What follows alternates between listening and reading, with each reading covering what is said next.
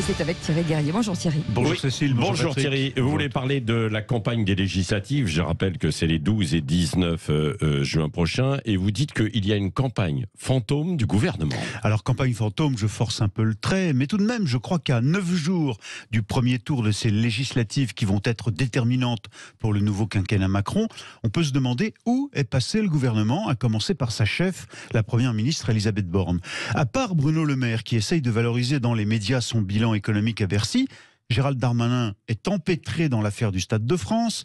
Pape Ndiaye, hier, en visite à Marseille, dans l'ombre du président de la République, ne disait rien. C'était le silence. Bref, personne, nulle part, et surtout aucune déclaration politique d'ampleur, aucune offensive contre les oppositions. Comme si ces législatives ne devaient être qu'une formalité. Comme si la politique n'était qu'une corvée pour le gouvernement. Un seul exemple. On entend davantage ces jours-ci François Hollande, l'ancien président, critiquer le programme économique et les promesses de la NUP et de Jean-Luc Mélenchon que les ministres de la nouvelle équipe ministérielle qui sont d'une discrétion incroyable.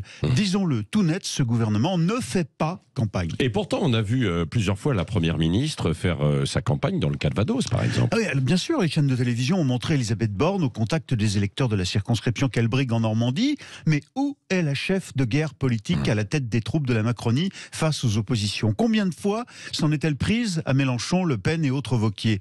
La première ministre, en fait, technocrate discrète, s'expose très peu sur le terrain politique. Quand elle s'exprime, c'est pour se cantonner à la feuille de route qu'elle a fixée à son équipe, qu'elle répète comme un mantra: planification écologique, éducation, santé, le triptyque squelettique fixé par Emmanuel Macron et qui leur sert de programme législatif. Ça ne correspond pas à l'esprit de nos institutions. Le Premier ministre sous la Ve République, c'est le bouclier du président.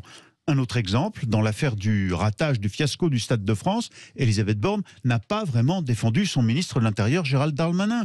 Il a fallu que ce soit le président de la République lui-même hier à Marseille qui se fende d'une déclaration de soutien en disant: les ministres, je leur fais confiance.